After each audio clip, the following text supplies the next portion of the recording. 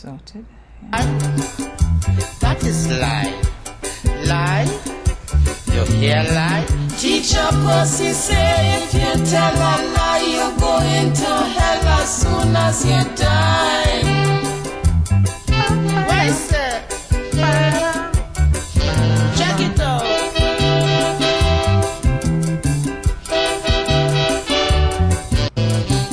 Liar the lion, he laughed till he sweat. He said, Mr. Depot, ain't say nothing yet. If you really want. Hi Debbie, nice to see you. And no, you're not gonna be late again. I didn't think you're deliberately late. Well, it is carry on like this is a class that have roll call and thing, you know. Hi Ashton, thanks for tuning in from Brampton, Ontario. Nice to know that we have Ontario in the house. I know sometimes we have other parts of the world in the house. So if you all are in other parts of the world, whether it's the Caribbean, or further flung spaces, let me know where you're tuning in from. Even the folks who tuning in right from Victoria Gardens, Diego Martin, I'm seeing you.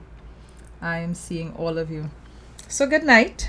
Yes, Janelle Speth, I agree with you. This song, Nice Too Bad, I have been listening to it for the better part of an hour. There are particular verses in it that I am absolutely enjoying, like cracking up at just listening. There's a part where he says, and it played in the opening segment where he says the guy laughed till he sweat. I thought to myself, yes, I have had occasions where I have laughed until, sweat beading, tears in my eyes, my head hurting. Hi, Barry Cochran. Yes, I know. London in the house. Five Rivers in the house. Queens, New York in the house. Faizabad, Queens, Virginia. Oh, my word. Yay. Yes, beauty salons are closed, but I have a buzzer, right? Took everything down. I have to tell you that sometimes shaving your hair off is quite therapeutic. Takarigo is in the house. Jerry was digging the head wrap. Jerry, I'll do the head wrap another time. So, thank you so much for being here. So, this evening, we're getting into part 2. Hi, Barbados. How you doing, Ruth? How things in Barbados? How you all recovering from the lashings of Elsa the other day? Because I know Elsa passed and she did a little bit of damage. Hi, Praisal. Hi, Brooklyn. Shaguanas. Pittsburgh. Nice. All of you, thank you very much. Thanks for being here. Thanks for tuning in. Thanks for following. Thanks for listening. So, today we're going to be looking at the other side of the land issue as we continue this conversation about emancipation. Now, and the reason I want to talk about the other side of the issue is that I feel emancipation happened because West African descended people or African descended people needed to free themselves from European people and European descended peoples, right? Who had decided that the only way to go about getting rich in the New World was through enslavement of another group of persons, and then coming and stealing the lands and resources of a different group of persons, and basically utilizing, sucking up, extracting the resources of all of these different groups for themselves.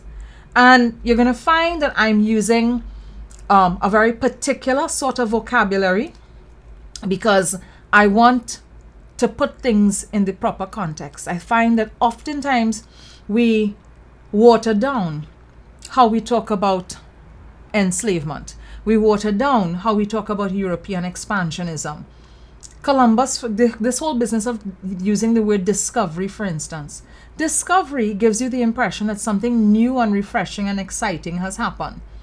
What Columbus and his men did in the New World was not new and exciting or refreshing for anybody but Europeans. Right? So this discovery, no, that ain't nothing positive for anybody but Europeans. For everybody else, there is a very, very, very harsh story to be told. So I didn't want to talk today about enslaved people.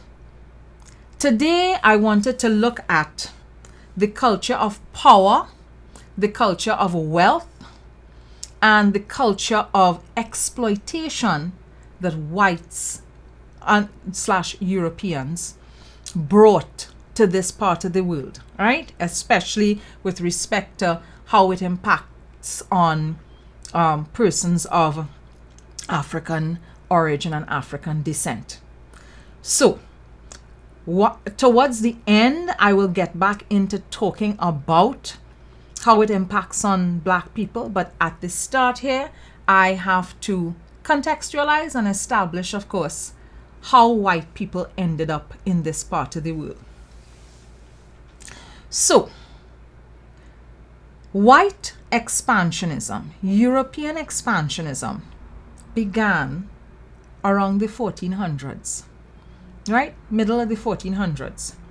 You would have had Italian sailors, Spanish sailors, Portuguese sailors, for the most part, although there would have been sailors from other parts of Europe, but mostly sailors from those parts of the world, Italy, Portugal, Spain, doing a lot of exploration, and exploration actually along the coast of Africa. And they were doing a lot of exploration along the coast of Africa because they were trying to find a sea route for trade to India and China. Because most of you would know the name, Marco Polo would have found the land route that took him to the east, right, to the Orient. And you know, Europe had a total fixation with all of the trade items coming out of the Orient because they wanted to be able to trade and they wanted to be able to get wealthy off the trade. What if you're looking back at what was going on in Europe at that point in time? Europe would have now been emerging from the Dark Ages, from the Middle Ages, where there was a fair amount of ignorance and poverty. So Europe at that point in time was not a very wealthy place. It was not a place that was particularly interesting. It was not a place that was particularly appealing to anybody. If you're looking at history from around that time, all of the action was taking place either in parts of Africa or in the Orient, in the East. Right? So that's where plenty action was taking place. For instance, there's a guy called MAssa. He would have been king in Africa, to the best, if I'm remembering his title properly. And Mansa was real wealthy. So wealthy that when he went on a road trip, he went on a tour, left his country and visited a number of other countries, he took so much money with him that the money that he took with him and the money that he left in those countries as gifts to the leaders that he met led to inflation and economic collapse in some of the countries, right? So to date, I think when you look at people, the wealthiest person in the world historically and contemporarily, Mansa Musa is one of those persons that was considered to be extremely wealthy. When you also look at the development of civilization at that point in time, there were a number of very significant civilizations that were developing in various parts of Africa and, of course, in various parts of the Orient, right? Whether it's China, the Middle East, wherever. There was a lot going on in those parts of the world, whereas Europe was still trying to kind of catch itself. So you would have had Italians, because there was a lot of seafaring going on with the Italians. So Italians, of course, were at the forefront of trade with the Orient. And other parts of Europe were beginning to want to be able to trade. So in their urge, their need, their desire to trade, they started sending people out to explore, to look for routes. And that's where this whole stumbling upon getting to this part of the world and talking about I discovered, that's where that happens. Now, of course, that's a very minimalist explanation of the entire thing. But what I want you to grasp and understand is Europe wasn't wealthy. Europe was not wealthy at all. At the point in time that Columbus ended up in this part of the world, what would have happened, what was going on in Spain was civil unrest. Spain was split up into 4 provinces, right? Catalonia, Valencia, Granada, and I think Andalusia, right? 4 provinces. And with those 4 provinces, it had plenty war and thing going on. And Ferdinand and Isabella got married to each other, not because there was love and heat and lust between them, but because getting married to each other would have meant that they forged a political alliance, and so that way they were able to unite the various provinces of Spain, keep the Moors out because they needed to keep Africa out of Europe. So you need to understand that Spain was a point where Africans were entering into Europe and beginning to spread, right? And colonize in their own way. So Ferdinand and Isabella pushed them out, and then after they pushed the Moors out and united the various provinces of Spain, the next thing was, okay, how can we start to expand and amass more wealth, and of course amassing wealth through gaining more lands and more territories in other parts of the world. Up jumps this little Italian guy, and this little Italian guy says to them, well, hey, I worked out a way to get from this point to that point, but going in the opposite direction, right? And that's where Columbus becomes important to us. So Europe, or parts of Europe, various countries in Europe, looking to expand their wealth, looking to expand their interests, and they send people out to just grab up land. Doesn't matter who owned the land. Doesn't matter that there are people there beforehand. They send people out to do that. And so they reach, they plant a flag. And I mean, that for me, that's the oddest thing, that you just reach, you plant a flag, and all of a sudden, you plant a flag and boom, shot. That means the land is yours, the property is yours. I can't pick up myself and go and just plant a flag in the Northern Range and decide that makes the Northern Range mine. Or go and plant a flag in, somebody else's property and that suddenly makes the property mine. I can't go next door by my neighbor and plant a flag and then say, well, all right, this property is now mine because I planted a flag here. But that's what Spain did.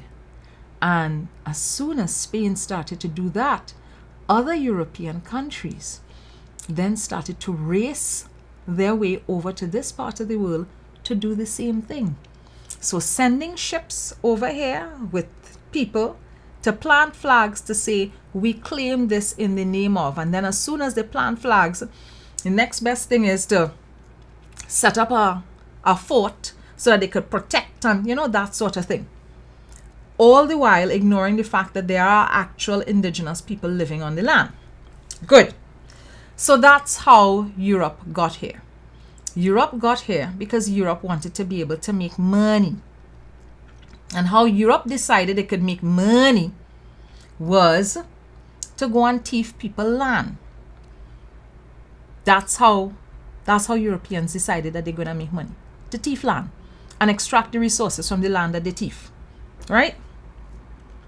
So Spain started to settle Trinidad.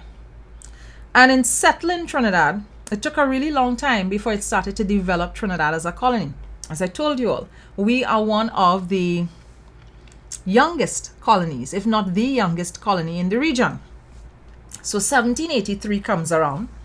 And by 1783, there is a gentleman, I think from Grenada, but he's certainly from one of the French islands, or from one of the French islands. I believe it's Grenada, Roume de Saint Laurent.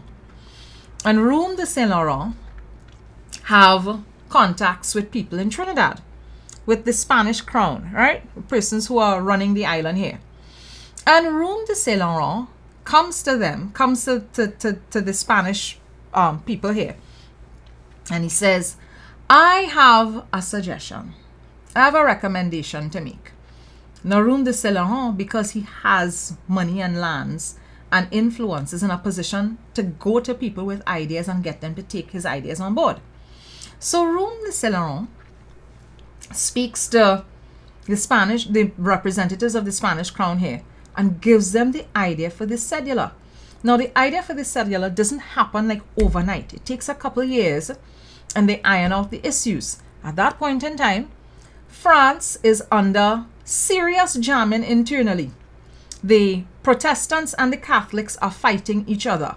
Then there would have been the war for oh my goodness, the French Revolution would have taken place, and then after the French Revolution would have taken place, you have the Protestants and the Catholics at each other's throats. And so Catholics are thinking to themselves, hey, it's not so safe for us in these French territories now, because France has become a republic.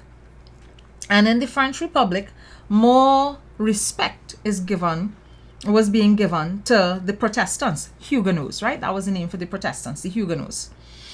So the French royalists, people who were in support of the monarchy as opposed to the republican government, then decide this place is safe for us anymore.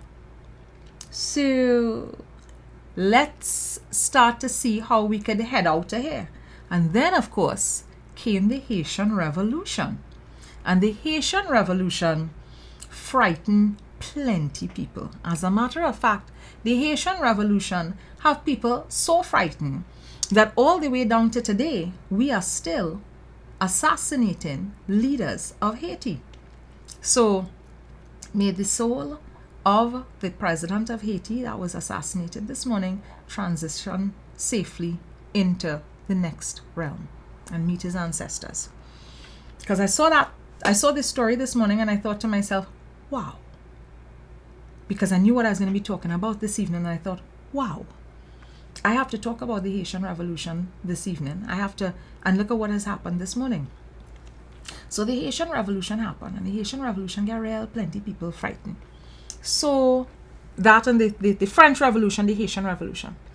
So the royalists, the Catholics, the French Catholics decide we need somewhere safe to go.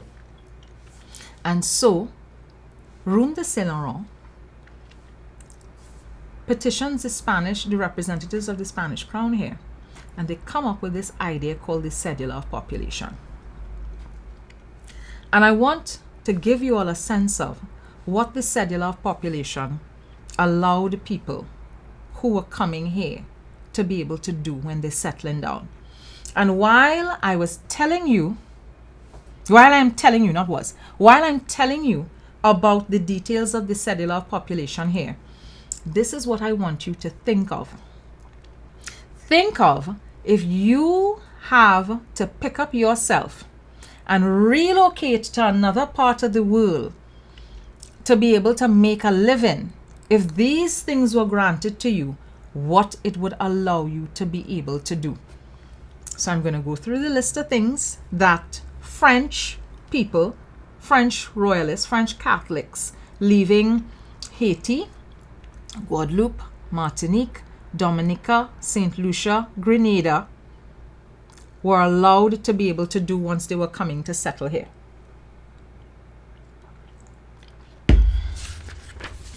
Let me start. So the first thing they have to do is profess that they are Catholic and that they are loyal to the crown. That's the first thing. All right? So they have to profess that they're Catholic and that they're loyal to the crown. The next important thing is they're granted land. Now I want you all to understand something. I want to make this very clear. We had whites come in here with enslaved people. We also had free coloreds come in here with enslaved people. So I don't want you to think that the cedula only covered white people. The cedula also covered free colored people. So there were persons who would have been of African descent, biracial, and they came here too as owners of slaves, as landowners and owners of slaves. So white people, so to each white person, either sex shall be granted 32 acres of land. So whether you're male or female, once you're white and you reach here, you're granted 32 acres of land. If you are a free, according to the cedula, I'm using the language of the cedula. If you are a free Negro or a free mulatto, and you come over here, you are granted 16 acres of land because you are black, right? So if you're black, you're getting less land than if you are white. If you have enslaved persons, you are going to be granted 16 more acres of land based on each enslaved person you have. So if I reach over here and I'm white and I have 5 slaves, I get 32 acres for me, and I get in a further 16 by 5 acres for the rest of the enslaved persons that I have, right? Then I ain't done there, because I mean, we mostly talk about the land when we talk about the settler population. But I want you to hear about the other perks and benefits that you get once you came here around 1783. All of this is meant to start in the year 1785 and go down to 1795, right? So once you come and you stay on the island for 5 years, once 5 years have passed, you're granted citizenship. So you get automatic citizenship. When you get to Trinidad, you don't have to pay tax for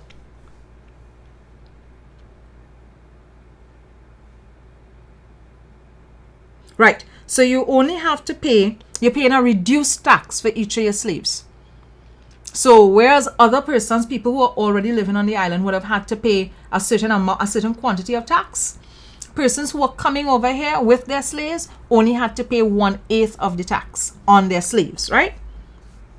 Then you had duty free. If within 5 years you wanted to go back to where you came from, you had duty free expatriation. So the state would not charge you for shipping your things back to wherever you wanted to go to. You also had the right to give your land, your property, your whatever it is you had to whoever it is you wanted to give it to when you died. So you could own property here, have earned wealth here, and even if the persons you wanted to leave it to were not from here, you could give it to them. That was a big deal because, of course, at that point in time, citizenship and citizenship issues are important. And remember, these are French persons that they are giving these they're giving these rights to. So there's a sense in which the Spanish crown was giving a certain amount of like Spanish citizenship freedom to persons of French descent. Then the right to bequeath property. Then this is where it starts to get interesting for me. 10 years of tax exemption, right? So you're not to pay, it says here, land tax. 10 years exemption on land tax. Now I want you all to remember, if you had to pick up yourself and move to another country and you are getting these exemptions, how much would it help you? And remember, you're getting these exemptions on the basis of the fact that you are French Catholic, and some of what you're getting is as a result of being white French Catholic, right? So exemption from tax for 10 years, exemption on duties for 10 years. You have the right to bear arms even though you're not part of the militia, because up until that point in time, to bear arms you had to be part of the militia. They gave these landowners the right to bear arms, and the reason they gave them the right to bear arms is so that they could keep their slaves in check. It says so right here. Whereas all the inhabitants ought to be armed even in times of peace to keep their slaves in awe.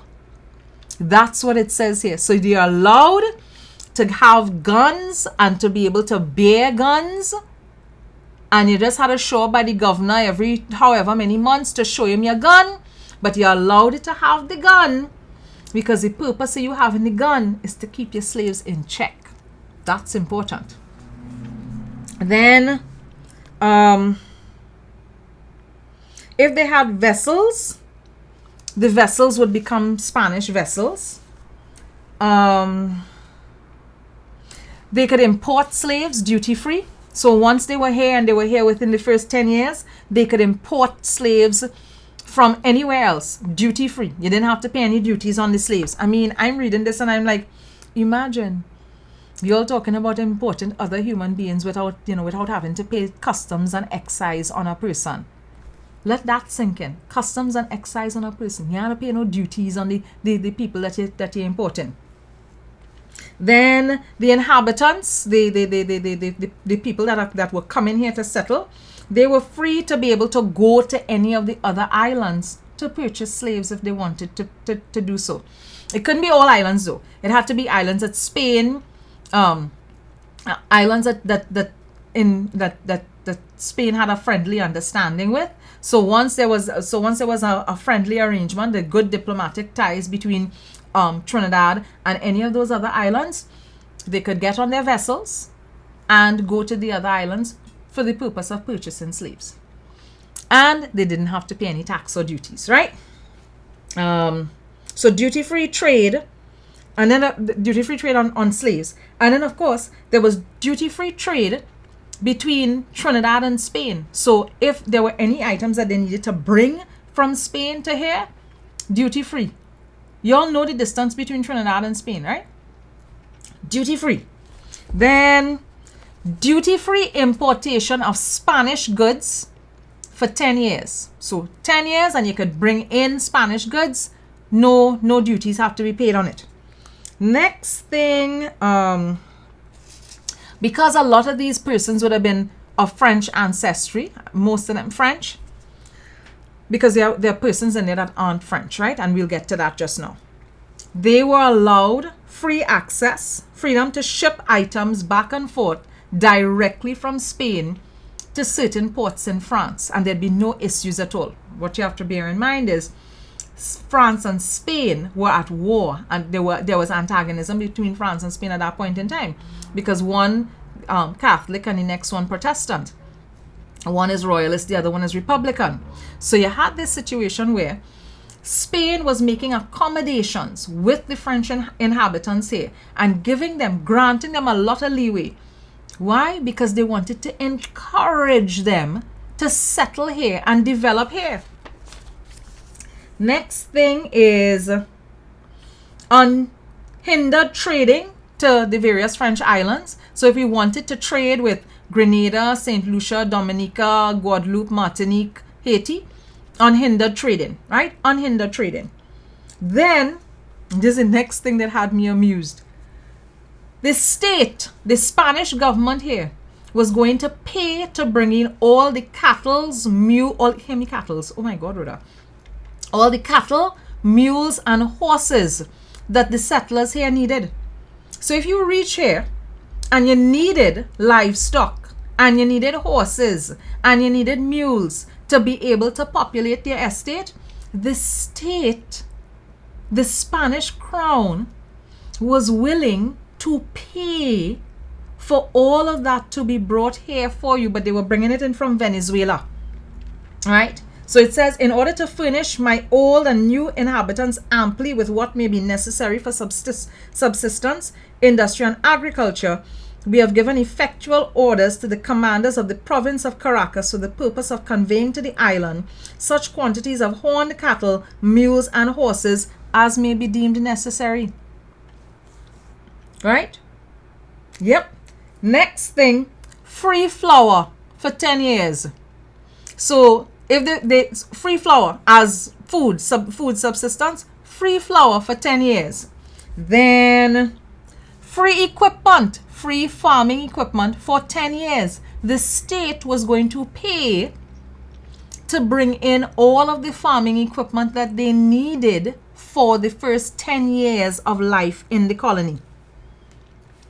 Priests would be provided, and one of the final things in the cedula, they had the freedom to create their own rules and guidelines for how they wanted to control their slaves.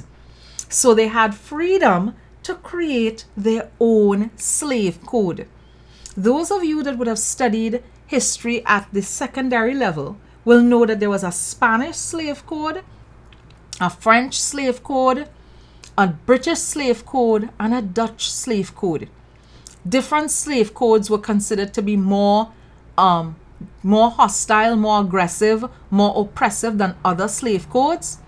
But here you have the Spanish crown saying to former French citizens, French royalists, we giving only the power to decide all your own rules and guidelines for how all you want to deal up with all your slaves. And then what are some of the other things? Oh, they gave them, it gives, the cedula also gives them the option to set up refineries in Spain once they started to grow and produce enough sugarcane, to set up refineries in Spain, exempt of duty again, to establish their own council board, right?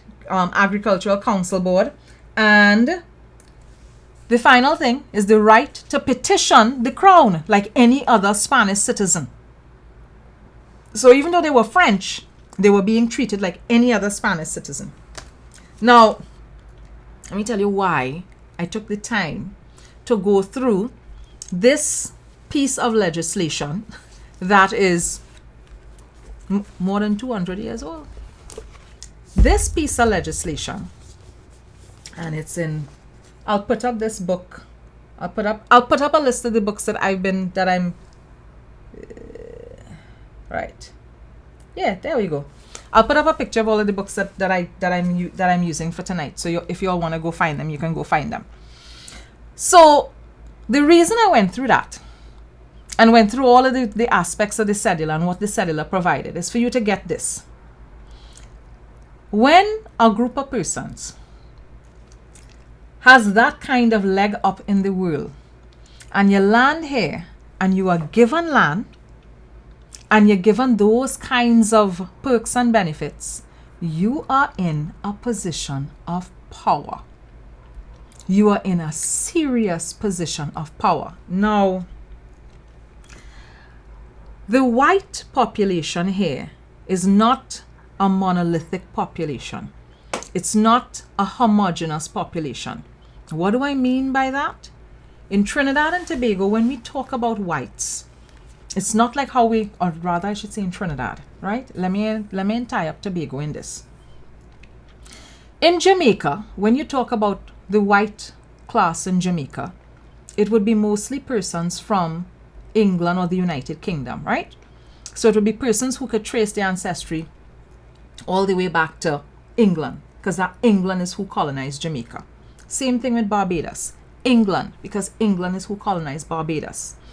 Here in Trinidad, it was a mixture of persons. And that's one of the things that it has been our strength.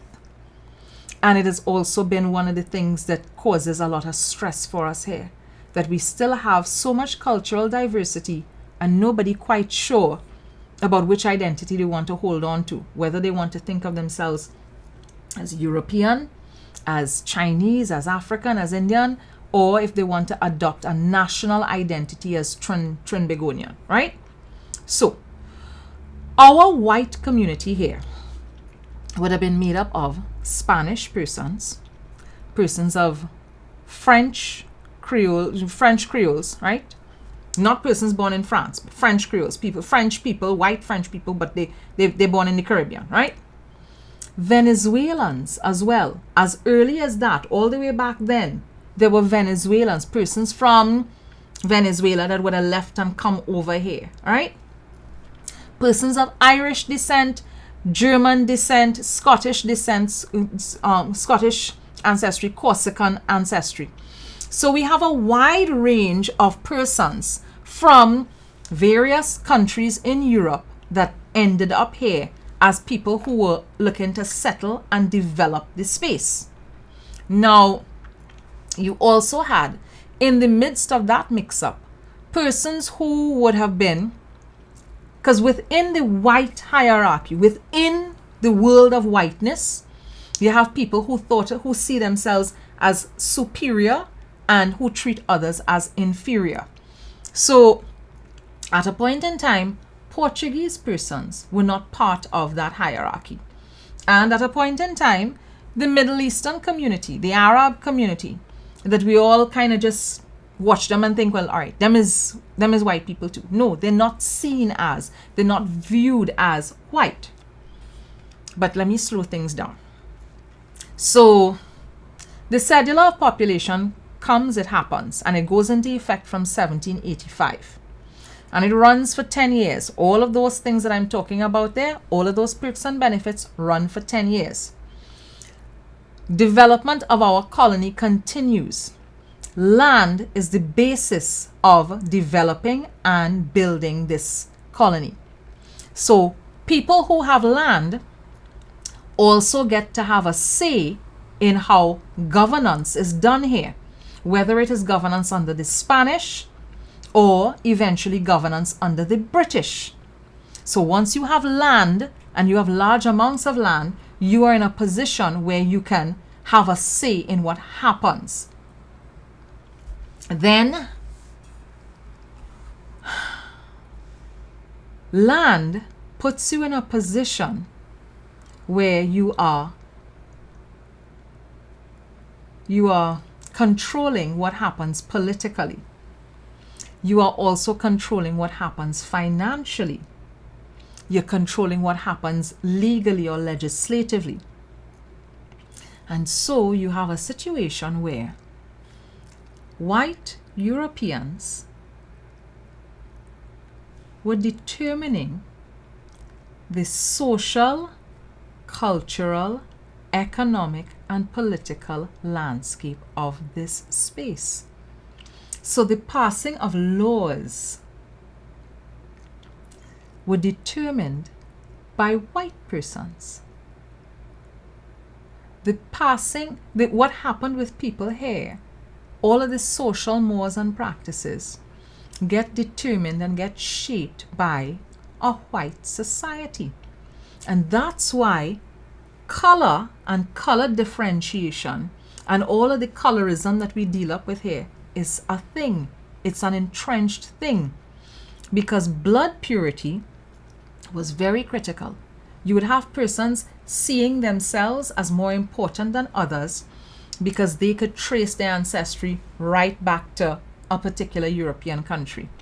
You'd have people deciding that because they were born in the European country, they were superior to persons who were white like them but born in the Caribbean.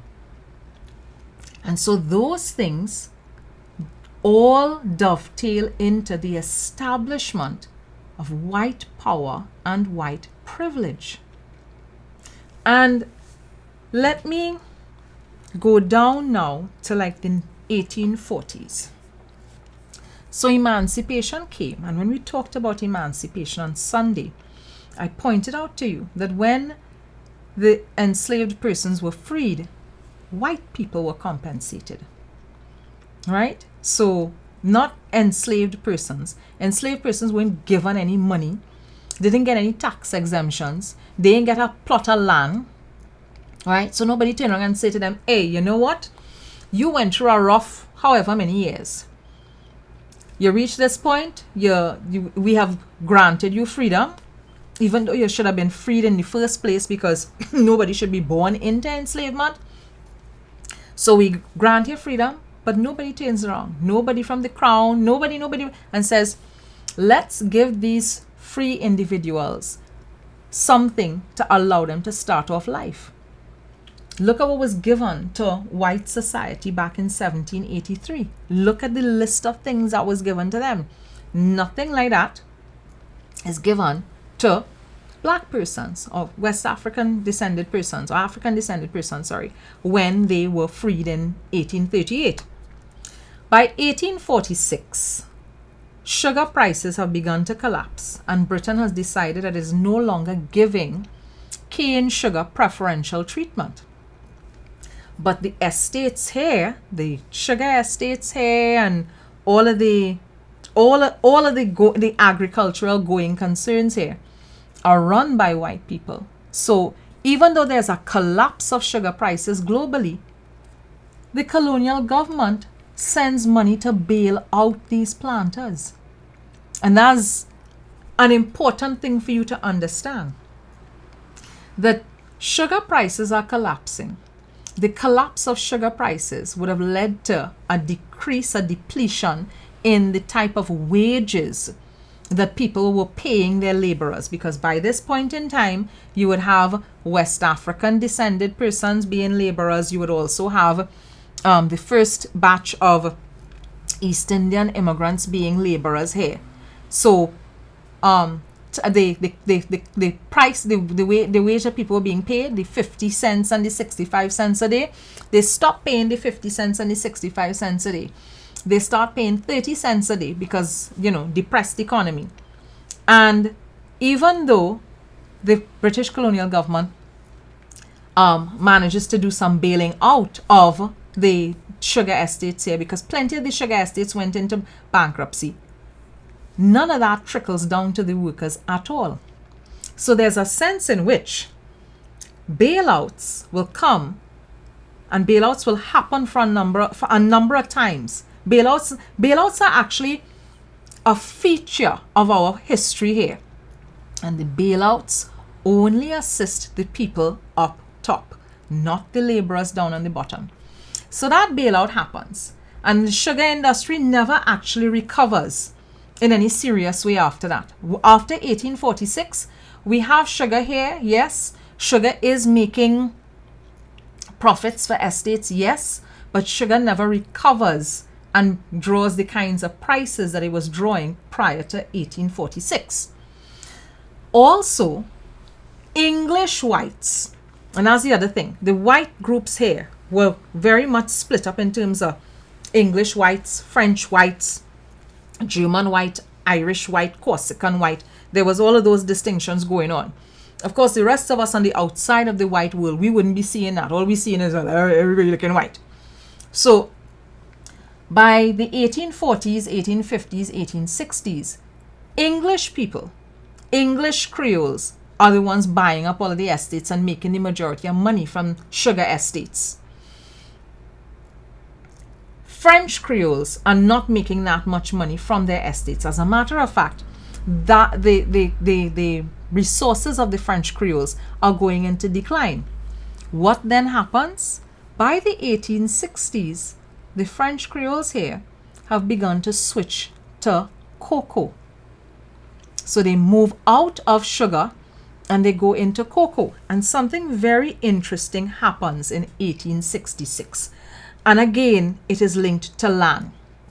So remember, 1783, you land up here and you are given land on the basis of the fact that you're white, right? And that, you came with enslaved persons.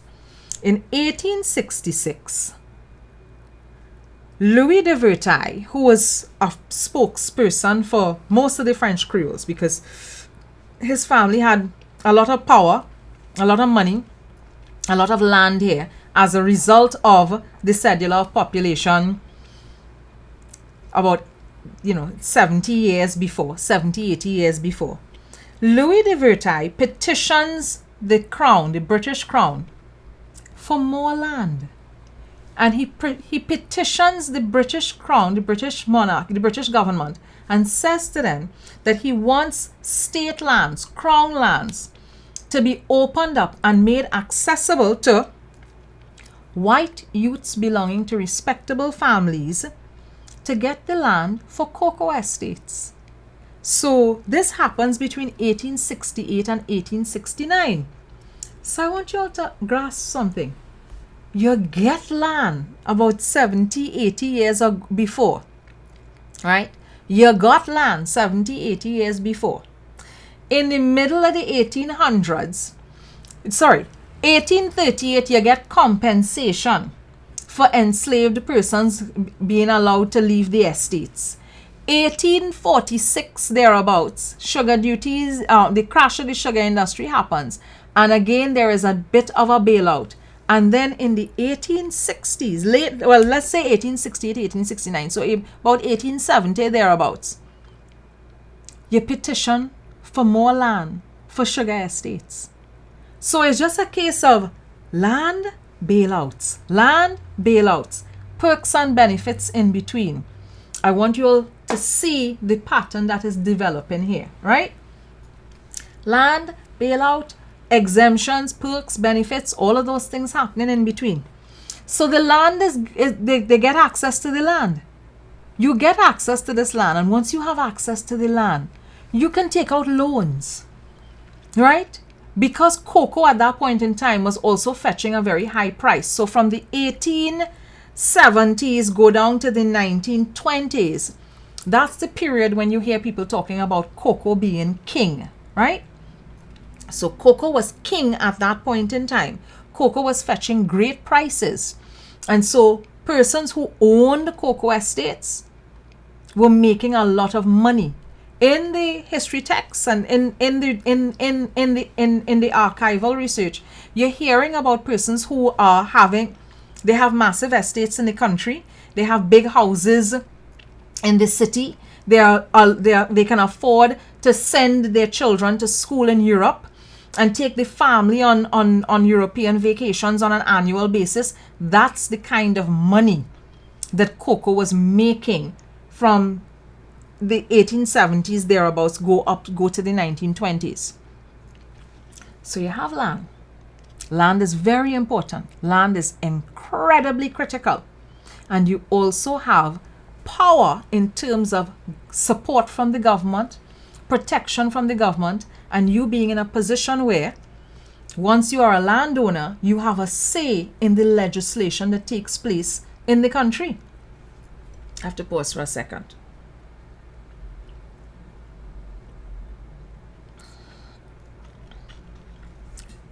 So, let me refocus now. So land, wealth, ability to affect legislation. And I want to let you see where I'm going with this, right? So I'm going to repeat it. Land, wealth, ability to affect legislation. And because of that, you are in charge of, you are essential to the economy of the space that you are in. One of the other things was the kinds of professions people were in at that point in time. So yes, many persons are landowners and they have estates, but you also had many members of this group that is referred to as the French Creoles, but they're not all French, right? So the Trinidad White Society, they tended to become lawyers and land surveyors. Certainly within the French Creole group, there were many land surveyors and many lawyers. And I'm going to explain why that's important. If you're a land surveyor, you are doing a lot of work where you out there, you're looking at land, you're constantly aware of what land is available, and you can help out your family when you have to do things like surveying and valuing property, right? If you are a lawyer, then things like the conveyancing fees, the processing of conveyancing documents, you can do that as well, and it cuts down on the cost of purchasing, acquiring, and developing land. So those are two areas, two fields that you saw the French Creoles dominating: land surveying and being lawyers. And once you were a lawyer and you owned land, it meant that you played a very important role on the legislative council within Trinidad and Tobago, because you could be an unofficial legislative council member and weigh in on and influence legislation being made in the island. Very critical. Very, very critical. So that's the 1700s, the 1800s, like an overview. When we get into the 1900s, cocoa starts to go into decline by the 1920s, right? By 1922, 1923, you have the price of cocoa heading downhill. What then happens? And this is a lesson in how a group evolves based on the resources that the group has. You know, this pandemic, we've talked a lot about pivoting. It's easy to pivot when you have access to resources. So you see, if you have money, or if you have land, or if you have both money and land, pivoting is easier than if you don't have money and land. In the case of the Trinidad White, by the 1920s, they're making less money. And this is the other thing.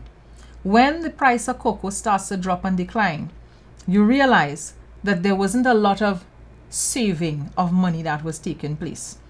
So the fortunes of the French Creole population also began to seriously decline. And again, support and sustenance from the British Crown, because You don't want the white members of your community to be at a disadvantage, because remember, the white community here was a minority community. In the 1700s and 1800s, they would have been like less than 10% of the population. Way less than 10% of the population. Now they're like 0.6% contemporarily here in 2020, 2021. They're like 6%, 0.6, sorry, 0.6% of the population, and probably even smaller than that now.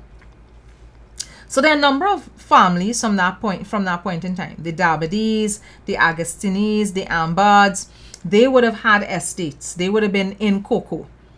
And there was a lot of cocoa estate development taking place like in the Central Range in Trinidad. Some of it was happening in the Northern Range, but there was a lot of it happening in the Central Range in Trinidad. And we talked about the settling of persons in the Central Range.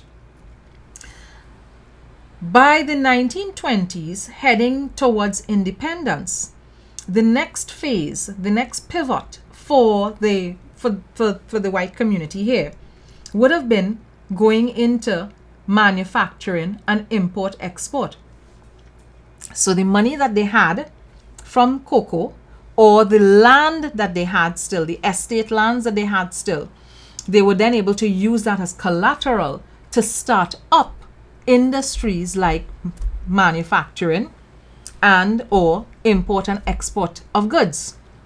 The other thing that you saw happening as well was the conversion of some of these estates into housing developments. Not immediately, but eventually, because by the time of independence and afterwards, the land that was once being used for agriculture, they started to use that land for housing development, so real estate.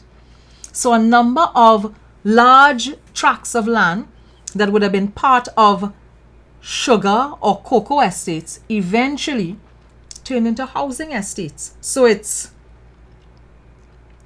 estate upon estate upon estate. So from cane or cocoa to housing. You also had them entering into the energy sector, because remember, by the 1930s, 1940s, thereabouts, we're beginning to develop our energy sector. So they get into the energy sector, but they're not at the energy sector at the topmost levels. They're at the energy sector just under the British expats, the British or American expats that were coming here to run the refinery. So they'd have been like right under them. So in a sense, they're controlling that upper middle strata inside the energy sector. And then in the in that era, just around independence, into the post-independence era, they also went into finance and insurance. So manufacturing, import-export, finance, insurance, real estate. Any of that ringing bells for you? Banking, insurance, energy sector, import-export, manufacturing. So you'd have had companies like Geddes Grant and Gordon Grant and Ambards and Sons, and eventually coming. I was reading today about the Booz family running Harriman's, and Harriman's being a company, 100 years old, right? So those are the sectors, the money-making sectors I'm talking about at this, and they're also still in positions where they are influencing legislation, influencing the government, because that's the other thing too. They went into the public service. So British expats, British colonial expats, would be at the top tier of the public service, right? And then right under that, you would have Trinidad whites being in that managerial position within the public sector. So stop for 2 seconds and think about this. You have a group of persons that will be the smallest sector in a country, But while they're part of the smallest ethnic group in a country, they are in all of the positions of control in a country. They're able to call the shots, to determine how things happen, to set up the laws, to set up the rules, to set up the procedures, to set up the guidelines. And this ran well into the post-emancipation period. And yes, we are now in a situation where persons from other ethnic groups are now enfranchised. You can vote and forming parties and running various spheres and sectors. But they're running various spheres and sectors. But have they changed the rules? Have they changed the processes? Have they changed the guidelines? So there's a lot that is happening here, that has been happening here for well over a century, and we're still following the same patterns. Our education system, set up and established by white people. Our judicial system, established by white people. For a very long time, our political system, white people. But what remains intact is how we go about establishing legislation. It's still the same sort of practice and habits from an era past. Why is this important? This is important because power protects itself. Privilege protects itself. And in a society where you have people of different ethnic backgrounds struggling for power, struggling to protect power, and struggling to protect, and by power I mean access to wealth, you have to pause and think to yourself, who exactly continues to be in control of the space that you are living in? Who is still in control of the banking sector? Yes, we have made strides because we now have a national bank. There was a long time when there was no such thing as a national bank. All of the banks came out of countries like Britain, the United States, or Canada. We didn't have banks that were indigenous to us. Thankfully, we have a national bank now, First Citizens. And that's why I bank with First Citizens. Not that I'm telling all it to bank with First Citizens, but I bank with First Citizens because I have this feeling that I should invest in things that are indigenous, things that we started here. It's also why I save money with unit trusts, because I feel that unit trust is for us, established by us, started here, indigenous to us. But I turn around and I look at the ways in which there's still so many strides that we have to make with respect to our politics, our legislation, and our education. And I like to think that we need to start really with education. We need to get away from all of the colonial trappings of our education system, overhaul and revamp the colonial aspects of our education system so that we can get people to realize and understand that there is a different way to educate people. You don't just educate people to become clerks. You have to educate people to want to build and lead a country. And there's a different way to talk about laws and legislation. Laws and legislation should not be created to oppress people and to keep people down, because that's part of the problem. When we create laws here, we're still creating laws here with the same mindset as people who were creating laws in the 1800s, because they were creating laws in the 1800s to oppress and to keep control of the black and brown working class. We still, when we talk about lawmaking here, talk about lawmaking to control people, to keep people in their place.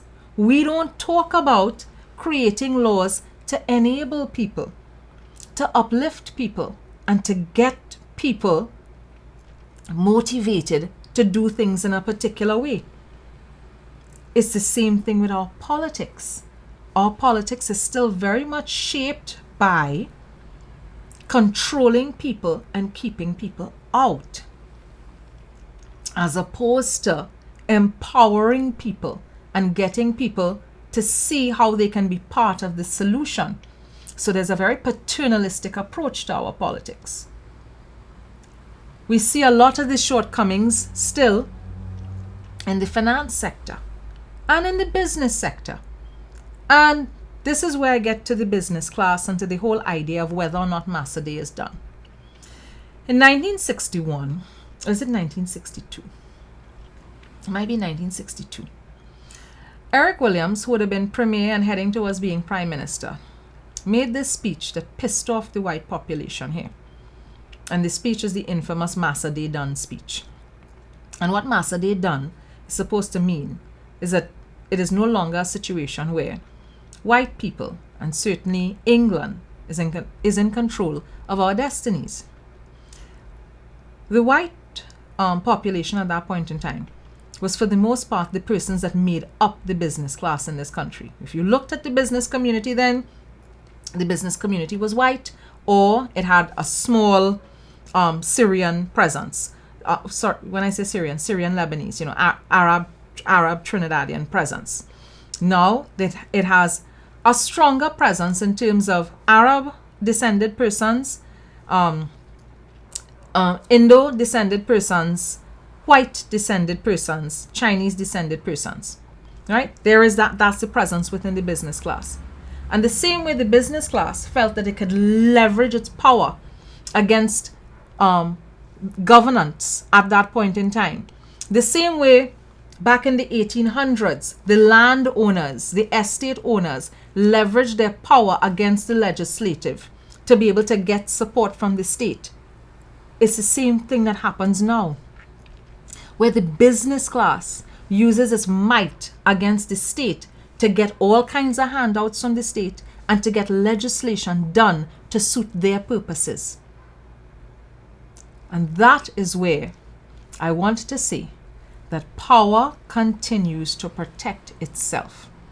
The power that is protecting itself might not be as white as it was 100 or 200 years ago, but it still has the same attitudes, the same approaches, the same structures in place. And so that's why I'm not 100% certain that Massa Day is as done as I would like for it to be done. But I felt it was incredibly important for you to understand how land ownership, bailouts, benefits, perks, access to power, and the ability to control all of these things, how all of that plays into the emancipation process here. And that is where I will wrap this up. So we go talk soon, right? I will see you all on Friday, and on Friday we want to look at the whole idea of black people being duncy, because that's one of the lies and stereotypes as well. So I will have with me Dr. Lovell Francis. You all know Dr. Lovell Francis. He used to be a lecturer at the University of the West Indies. He was the MP for Maruga Tableland, former minister in the Ministry of Education, and he's a historian by practice and by certification. So he's going to be here on Friday, and we're going to be dismantling the lie of black people being equated with dunceness and stupidity. Liar the lion, he laughed till he sweat. He said, Mr. Depot, ain't say nothing yet. If you really want to hear about fishing, let me blow your mind. Now listen to something.